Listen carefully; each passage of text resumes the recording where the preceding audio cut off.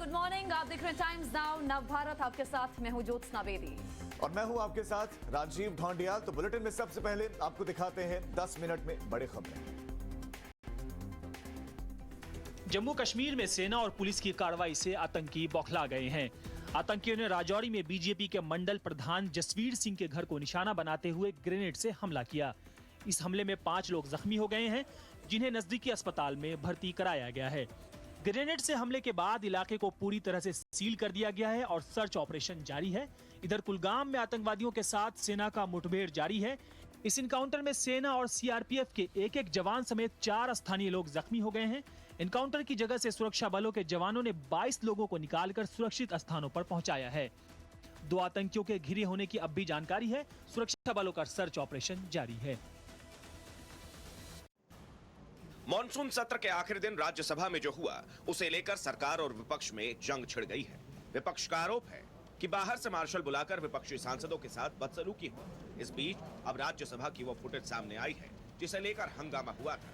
Video में देखा जा सकता है कि विपक्ष के सांसद राज्यसभा के वेल में आकर प्रदर्शन कर रहे थे। इस दौरान बड़ी संख्या में मार्शल सांसदों को रोक रहे थे। वीडियो फुटेज में दिख रहा है कि सांसदों और मार्शल के बीच लगातार धक्का मुक्की हो रही है। इस दौरान कुछ सांसद मेज पर भी चढ़ते दिखाई दे रहे हैं। राज्यसभा की 3 महिला सांसदों ने मार्शल पर पिटाई का आरोप लगाया है। इनमें फूलो देवी नेता अमी याग्निक और छाया वर्मा शामिल हैं। विपक्ष आरोप लगा रहा है कि राज्यसभा में जब इंश्योरेंस बिल जबरन पास किया जा रहा था, तब बाहर से कुछ मार्शल आए जिन्होंने सांसदों के साथ बदसलूकी की। विपक्षी सांसद सदन में मचे इस घमासान के मुद्दे को सड़क पर उठा रहे हैं। विपक्षी पार्टियों ने संसद से लेकर विजय चौक तक मार्च निकाला और राज्यसभा चेयरमैन वेंकैया नायडू से मुलाकात कर अपनी बात रखी। विपक्ष के हमले के बाद सरकार के 8 मंत्रियों ने प्रेस कॉन्फ्रेंस कर विपक्ष पर पलटवार किया। सरकार संवैधानिक तरीके से विपक्षी सांसदों पर एक्शन की मांग कर रही है, तो विपक्ष सरकार पर सदन की मर्यादा भंग करने का आरोप लगा रही है। राष्ट्रीय जनता दल के प्रमुख लालू यादव पर एक बार फिर से कानूनी शिकंजा कसने वाला है। चारा घोटाला मामले में बुधवार को सीबीआई के विशेष न्यायाधीश एसके शशि की बेंच ने लालू यादव समेत 77 आरोपियों की ओर से दायर अर्जी खारिज कर दी है, जिसमें कहा गया था कि फिजिकल कोर्ट के खुलने तक सुनवाई टाल देनी चाहिए। आज से फिर डे टू डे के आधार पर मामले की सुनवाई होगी। केस अब अंतिम चरण में है। इसके अलावा सीबीआई ने जो दस्तावेज अदालत में सौंपे हैं, वो लालू यादव को कानूनी पेच में उलझा सकते हैं। वहीं सीबीआई के विशेष लोक अभियोजन ने बताया कि चारा घोटाला में सीबीआई की ओर से बहस पूरी हो गई है। अब बचाव पक्ष की ओर से केवल सफाई देनी है।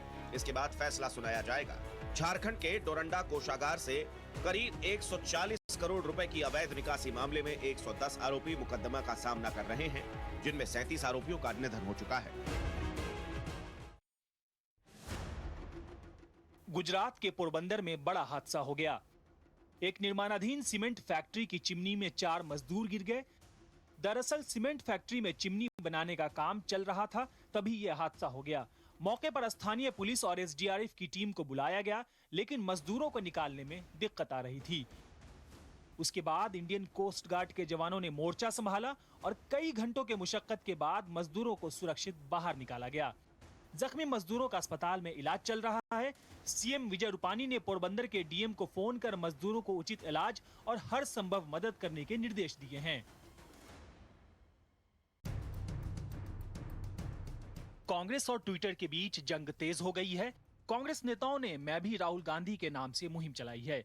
नेताओं ने राहुल गांधी के ट्विटर अकाउंट लॉक होने के विरोध में अपने ट्विटर हैंडल्स का नाम राहुल गांधी कर लिया है और डीपी में राहुल गांधी की तस्वीर लगाई है। अभी तक सोशल साइट ने राहुल गांधी के अलावा पार्टी प्रवक्ता रणदीप सुरजेवाला, परवीन चक्रवर्ती, गौरव वल्लभ समेत 23 नेताओं के अकाउंट के खिलाफ कार्रवाई की है। इसके साथ ही पार्टी के 7 ट्विटर अकाउंट भी ब्लॉक कर दिए गए हैं। राहुल गांधी ने इंस्टाग्राम पर ट्विटर के खिलाफ कई पोस्ट किए, जिसमें उन्होंने लिखा, कोई हमें लॉक कर सकता है लेकिन हमारी आवाज नहीं दबा सकते हैं। देश की जनता चुप नहीं बैठेंगी। आगे उन्होंने अपने पोस्ट में लिखा, डरो मत, सत्यमेव जयते। कांग्रेस नेताओं के अकाउंट पर ट्विटर की कार्रवाई के बाद ट्विटर पर ही ट्विटर बीजेपी से डर गया हैशटैग ट्रेंड कराया जा रहा है। इस हैशटैग से हजारों ट्वीट अब तक हो चुके हैं। कांग्रेस नेताओं का मानना है कि डिजिटल दादागिरी का जवाब गांधीगिरी से देंगे। यूपी में जो इस संसार में नहीं है, उसको भी कोरोना की वैक्सीन लगाई जा रही है। चौंकिए मत। सीतापुर में ऐसे ही 2 मामले सामने आए हैं। करीब 1 साल पहले जिनकी मौत हो चुकी है, उनके नाम पर वैक्सीन लगा दी गई और तो और दूसरे वैक्सीन की उन्हें तारीख भी दे दी गई। बाकायदा सर्टिफिकेट भी जारी कर दिया गया। मामला रामपुर के मथुरा ब्लॉक का है। यहाँ के गांव हरदिया में स्वास्थ्य विभाग ने यह अचंभित करने वाला कारनामा अंजाम दिया है। मामला बढ़ने पर स्वास्थ्य विभाग ने जांच के आदेश दिए हैं। सरकार के निर्देशों के मुताबिक कोरोना से बचाव के लिए जीवित लोगों को वैक्सीन लगाने की बात कही गई है, लेकिन सरकारी अधिकारियों की लगन तो देखिए कि वो मरे हुए लोगों को भी वैक्सीन लगाने में कोई कसर नहीं छोड़ रहे हैं। उत्तर भारत के कई राज्यों में बारिश और बाढ़ से हाल बेहाल है। बिहार के भागलपुर की हालत देखिए, लोग घरों के बाहर नाव पर निकल रहे हैं। गली मोहल्लों की हालत देख लीजिए। गंगा नदी का जलस्तर उफान पर है और इसकी चपेट में करीब 1 दर्जन गांव आ गए। कई लोगों को तो अपना घर छोड़कर शिविर कैंपों में जाना पड़ा है। बिहार की राजधानी पटना का भी बुरा हाल है। गंगा का जलस्तर बढ़ने की वजह से कई निचले इलाके डूब गए हैं। घरों में पानी, सड़क पर पानी, हर जगह पानी ही पानी। लोगों के कमर तक पानी भर गया है। बिहार के कैमूर जिले में कर्मनाशा नदी ने रौद्र रूप धारण कर लिया है। नदी के पास से गुजरने वाली ये सड़क इतनी खतरनाक हो गई है कि प्रशासन को इसे बंद करना पड़ा। प्रयागराज में बाढ़ के हालात कितने खराब हैं, इसका अंदाजा आप इस तस्वीर से लगा लीजिए। इस मंदिर को देखिए, पूरी की पूरी मंदिर नदी में डूब चुकी है। कल तक यहाँ भक्त भगवान की पूजा करने आते थे, लेकिन आज यहाँ पानी का बसेरा है। मिर्जापुर की हालत भी ऐसी ही है। भारी बारिश के बाद नदी का जलस्तर बढ़ने के बाद अब बारिश का पानी रिहायशी इलाकों में घुस चुका है। लोगों के लिए घर से बाहर निकलना मुश्किल हो गया है।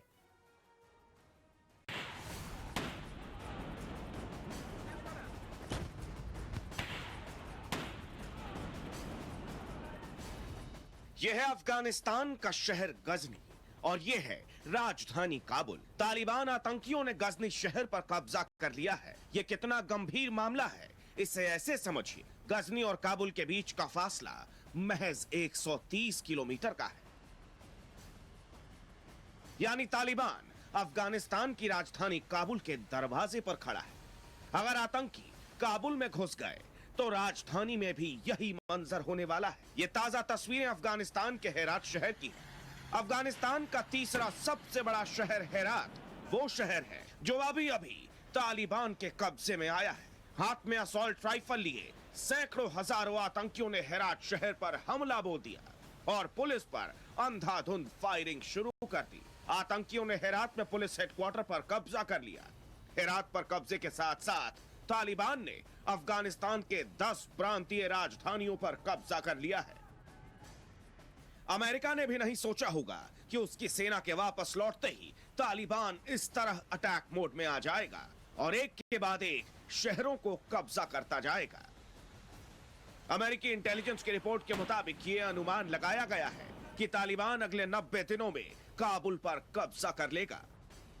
लेकिन ताजा हालात देखकर तो लग रहा है कि तालिबान इससे पहले ही राजधानी काबुल पर अपना आतंकी पताका फहरा देगा। तालिबान की इस रफ्तार को देखकर अमेरिका का डर भी साफ जाहिर हो रहा है। अमेरिकी वार्ताकारों ने तालिबान से यह गुजारिश की है कि काबुल पर कब्जा करने के बाद वो अमेरिकी दूतावास पर हमला न करे। अमेरिका एहतियाती कदम भी उठा रहा है। अमेरिका ने यह फैसला लिया है कि वो अपने दूतावास के ज्यादातर अधिकारियों को वापस लेकर आएगा। इसके लिए अमेरिका अफगानिस्तान से रोजाना फ्लाइट्स चलाएगा। दूतावास के अधिकारियों को निकालने के लिए सेना को तैनात कर दिया जाएगा। अमेरिका 300 सैनिकों को अफगानिस्तान के दूतावास के अधिकारियों को लाने के लिए भेज रहा है। अमेरिका ही नहीं, ब्रिटेन भी अपने नागरिकों को अफगानिस्तान से निकालने के लिए सेना भेज रहा है। भारत ने भी अफगानिस्तान में रह रहे नागरिकों को एडवाइजरी जारी की है। इसके अलावा अफगानिस्तान में जल्द से जल्द शांति बहाल करने की हर मुमकिन कोशिश भारत कर रहा है। अब यह देखना होगा कि अफगानिस्तान में हालात अगले कुछ दिनों में कैसे होते हैं, क्योंकि अफगानिस्तान के शहरों पर तालिबान का एक के बाद एक कब्जा होना अफगानिस्तान और उसके आसपास के देशों के साथ साथ पूरी दुनिया के लिए चिंता का सबब बन गया है। Bureau report, times now, Navbharat.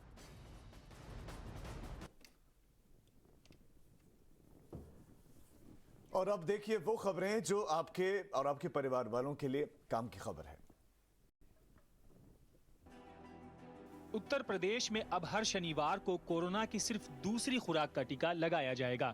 सोमवार से शुक्रवार तक पहली और दूसरी दोनों खुराक के टीके लगेंगे। ये जानकारी अपर मुख्य सचिव चिकित्सा और स्वास्थ्य अमित मोहन प्रसाद ने दी। उन्होंने कहा, शनिवार को जो लोग अपना टाइम स्लॉट बुक करेंगे उन्हें सुबह 9 से 11 बजे के बीच शनिवार को दूसरी खुराक का टीका लगाया जाएगा। 11 बजे के बाद जिन्होंने स्लॉट बुक करवाया वो और जिन्होंने नहीं करवाया है, दोनों ही टीके की दूसरी खुराक लगवा सकेंगे। बताया जा रहा है कि टीके की पहली खुराक लेने के बाद लोग दूसरी खुराक का टीका लगवाने में उत्साह नहीं दिखा रहे थे, इसलिए अब दूसरी खुराक का टीका दिए जाने पर फोकस किया जा रहा है। जानकारी के मुताबिक यूपी में अब तक 4,59,76,201 लोगों को टीके की पहली खुराक दी जा चुकी है, जबकि दूसरी खुराक अब तक सिर्फ 85,18,342 को ही दी गई है। स्वतंत्रता दिवस की फुल ड्रेस रिहर्सल आज की जाएगी। रिहर्सल के चलते कई रास्ते बंद रहेंगे। लाल किले के आसपास के सारे रास्ते बंद किए जाएंगे। इसके अलावा कुछ रास्तों पर ट्रैफिक डायवर्जन भी किया जाएगा। फुल ड्रेस रिहर्सल के इंतजाम भी वही रहेंगे जो 15 अगस्त को रहते हैं। ट्रैफिक पुलिस ने वाहन चालकों को एडवाइजरी जारी कर वैकल्पिक मार्गों का प्रयोग करने की सलाह दी है। रेलवे स्टेशन पर जाने वालों को घर से जल्दी निकलने की सलाह दी गई है। ट्रैफिक पुलिस के संयुक्त आयुक्त के मुताबिक आज सुबह 10 बजे तक लाल किले के आसपास वाहनों की आवाजाही रोक दी जाएगी। 15 अगस्त के मौके पर इस बार दिल्ली ट्रैफिक पुलिस ने ट्रैफिक के सुचारू संचालन के लिए पर्याप्त बंदोबस्त किए हैं। बॉर्डर्स पर दिल्ली में एंट्री करने वाली गाड़ियों की विशेष चेकिंग की जाएगी। हालांकि इस बार आमंत्रित लोग ही लाल किले के कार्यक्रम में शामिल हो सकते हैं।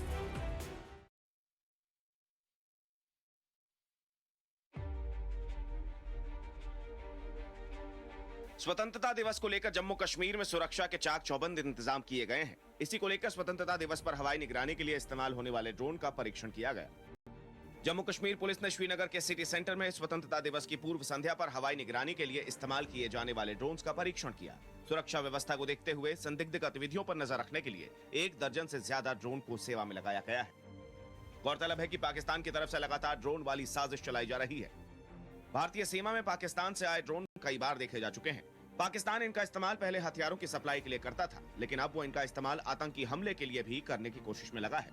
स्वतंत्रता दिवस को देखते हुए सुरक्षा बल सचेत हैं, जिसे लेकर ये ड्रोन टेस्ट किया गया। केरल में आज से देश का पहला drone forensic lab and research centre शुरू हो रहा है।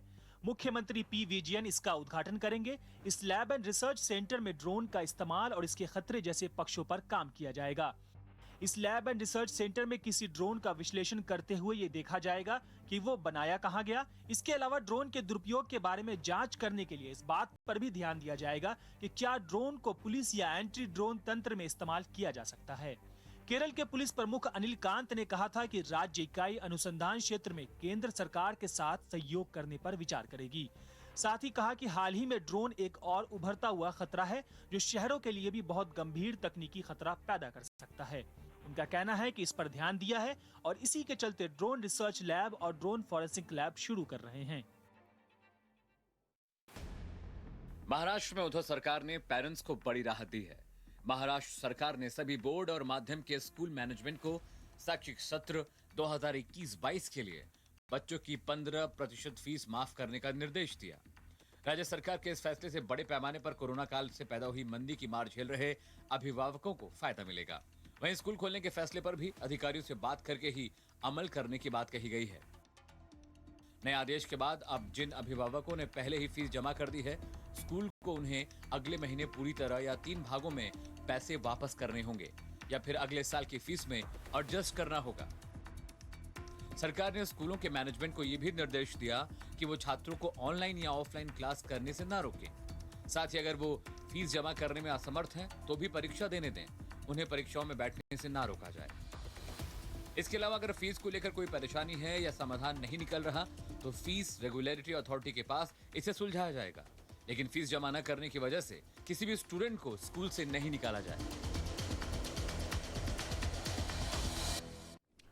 तो ये थी आपके काम की खबर। वहीं बड़ी खबर जम्मू कश्मीर से आ रही है। कल रात देखिए राजौरी में बड़ा आतंकी हमला हुआ है।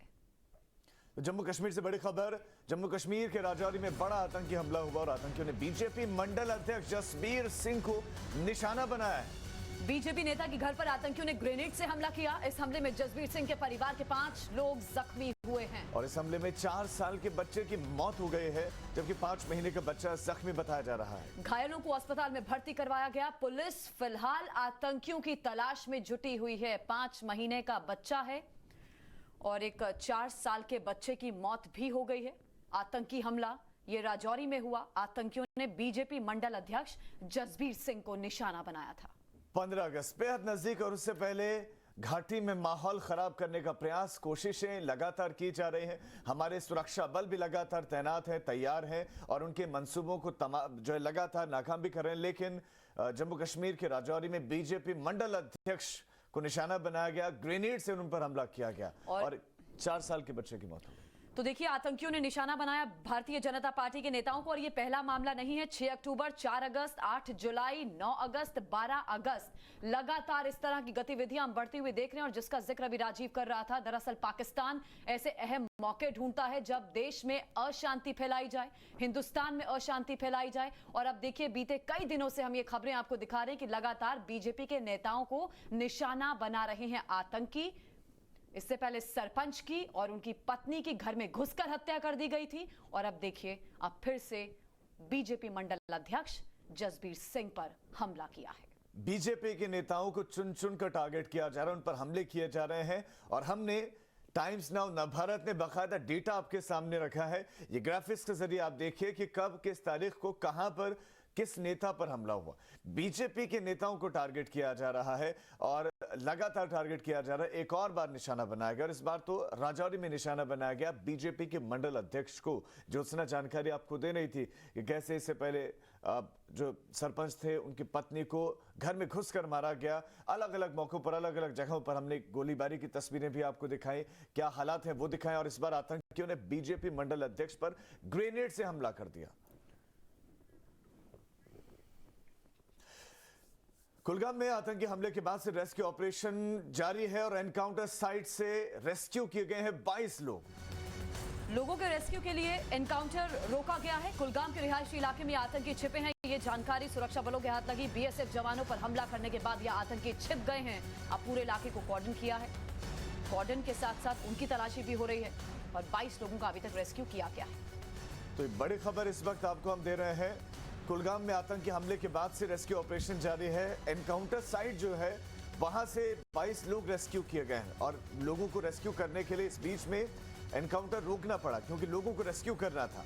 ये बड़ी खबर, क्योंकि आतंकियों के रिहायशी इलाके में, वहां जहां पर लोग रहते हैं, वहीं पर छिपे होने की आशंका है। बीएसएफ जवानों पर हमला करने के बाद ये आतंकी छिपे हुए हैं, उनके लिए भी तलाशी अभियान इस समय जारी है।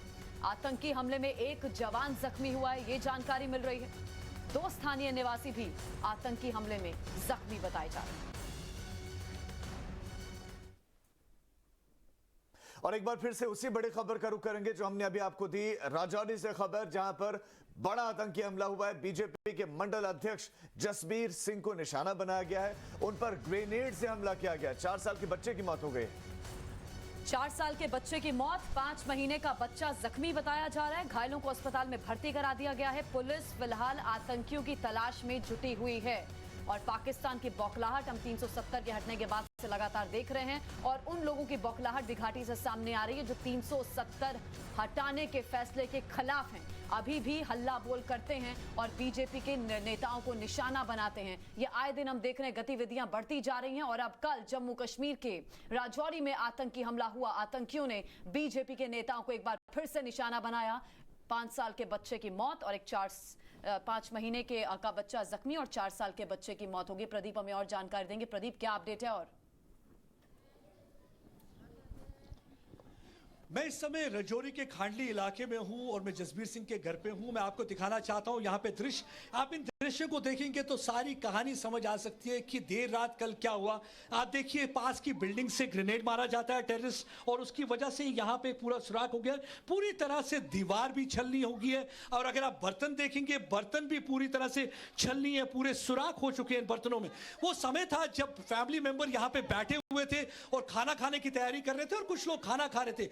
उसी समय ग्रेनेड यहां पे आतंकवादी ने मारा जिसकी वजह से 6 लोग घायल हो गए। उनमें से एक 4 साल का बच्चा था जिसकी जान चली गई इस हादसे में और 5 साल के बच्चे को भी स्प्लिंटर लगे हैं। मेरे साथ उनके फैमिली मेंबर हैं, उनसे बात करते हैं। क्या हुआ था, कितने बजे हुआ, ये बताएंगे आप? ये मैं इनकी सिस्टर हूँ। मैं खुद अपने घर से आई हूँ तो मुझे अभी डिनर करने ही लगे थे, मुझे कॉल गई मेरे भाई के बेटे की जो कि मतलब थोड़ा गंभीर घायल था। उसने बताया कि दीदी मामू ऐसे हो गया, हमारे ऊपर किसी ने बम फेंक दिया, हम सब लोग जख्मी हैं, हॉस्पिटल लेके जा रहे हैं, उधर आओ। इतने में मेरे कान में मेरे हस्बैंड ने थोड़ी सी आवाज इतनी मैंने सुन की कि किसी की कॉल अगर आती है तो वो मुझे ऐसे चौंका देने वाली बात हो जाती है। तो उतने में मैं यहाँ पहुंचती हूँ तो वहाँ हॉस्पिटल में जाके जब मैंने देखा छोटा बच्चा जिसकी डेथ हो गई है, वो एकदम पूरा मतलब कि 8 स्पॉट यहीं पे डेड हो चुका था, वो यहीं पे डेड हो चुका था। तो एक्चुअली डॉक्टर वगैरह उसको ऑक्सीजन पंपिंग वगैरह कर रहे थे, लेकिन वो उसकी कोई रिस्पांस नहीं आई, 3 घंटे तक कोई रिस्पांस नहीं आया। लेकिन मुझे मन ही मन ऐसे हो रहा था कि वो घर में ही डेथ हो गई थी उसकी। ठीक है, आप देखिए इस समय हमारे साथ सीनियर ऑफिसर भी यहाँ स्पॉट पे हैं। We'll be talking. Can you ma'am tell us any idea, any organization has taken responsibility? So right now the SSP has reached your spot. She is trying to look exactly what had happened, talking to the family members. सवाल एक पैदा होता है, क्या ये जिहाद है? क्या ये जिहाद है जिसकी लोग बात करते हैं? 4 साल के बच्चे ने क्या बिगाड़ा था उनका? देखिए आप किस तरीके से उनकी जो आंटी है इस समय रो रही हैं। वो 4 साल का बच्चा मारा गया, 5 महीने का बच्चा है, उसे भी स्प्लिंटर इंजरी लगी है और उसे भी अस्पताल में इस वक्त भर्ती एक किया। सवाल है कि क्यों बीजेपी के नेताओं को टारगेट किया जा रहा है? क्यों? है खाना खाने के लिए परिवार के सदस्य बैठे थे, ये देखिए आप प्लेट किस तरीके से प्लेट भी टूट चुकी है। खाना खाने की तैयारी हो रही थी, कुछ लोग खाना खिला रहे थे। वो 4 साल के बच्चे को माँ उस समय खाना खिला रही थी जब उसे स्प्लिंटर लगता है और ऑन स्पॉट उसकी डेथ हो जाती है। आप देखिए ये टब जो है प्लास्टिक का, ये भी पूरी तरह से डैमेज हो चुका है।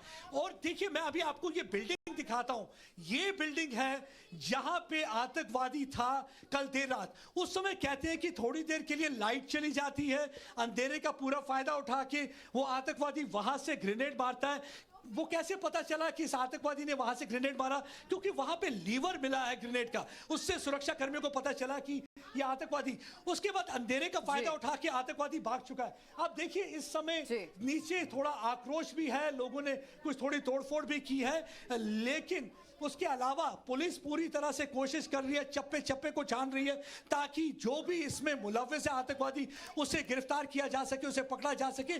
क्योंकि यहाँ पे काफी लोगों में गुस्सा है। पिछले कई दिनों से हम यहाँ नवभारत टाइम्स नाउ पे आपको खबर दे रहे थे कि किस तरीके से पाकिस्तानी आतंकवादियों की एक बड़ी साजिश है कि वो हिंदू इलाकों में अटैक करना चाहते हैं ताकि जो ये भाईचारा हिंदू और मुसलमानों में उसे तोड़ सके। लेकिन एक बार फिर से हिंदू और मुसलमानों ने उन्हें मुंह तोड़ जवाब दिया, करारा तमाचा उनके मुंह पे मारा है। क्योंकि सभी जो कि हिंदू ऑर्गेनाइजेशन है और मुसलमान ऑर्गेनाइजेशन है एक साथ आके उन्होंने जम्मू आज रजौरी में बंद के लिए ऐलान किया हुआ है और पूरा बंद है इस समय रजौरी, कोई भी दुकान खुली नहीं है। हर शख्स इस समय चाहता है कि जो लोग इंजर्ड हैं उनकी जान बच जाए, उनके लिए दुआएं कर रहा है। 5 महीने का बच्चा, उसकी जान बच जाए, उसके लिए दुआएं कर रहा है। हम भी यहाँ नवभारत टाइम्स नाउ की तरफ से उनके लिए दुआ करते हैं कि वो बिल्कुल ठीक हो जाए। लेकिन आप देखिए बात की उम्मीद करते हैं और घाटी से एकता की तस्वीर का परिचय इससे पहले भी कई तस्वीरें दे चुकी हैं। हिंदू मुसलमान की एकता बनी हुई है, इसमें कोई दो राय नहीं है। प्रदीप आप नजर रखिए, अपडेट के लिए हम वापस लौटेंगे। सवाल यह कि कब तक इस तरह हमले होते रहेंगे। और अब खबरों में आगे बढ़ते रुक करेंगे कानपुर में युवक की पिटाई का मामला गर्मा गया। बजरंग दल पर मुस्लिम युवक की पिटाई का आरोप है। पुलिस के सामने देखिए पिटाई करने का आरोप है। पिटाई पुलिस के सामने की गई है। मुस्लिम युवक पर धर्म परिवर्तन के लिए दबाव का आरोप है। ये खबर सामने आ रही है। क्या कानून से आगे है बजरंग दल? सवाल सबसे बड़ा यहाँ पर यह है।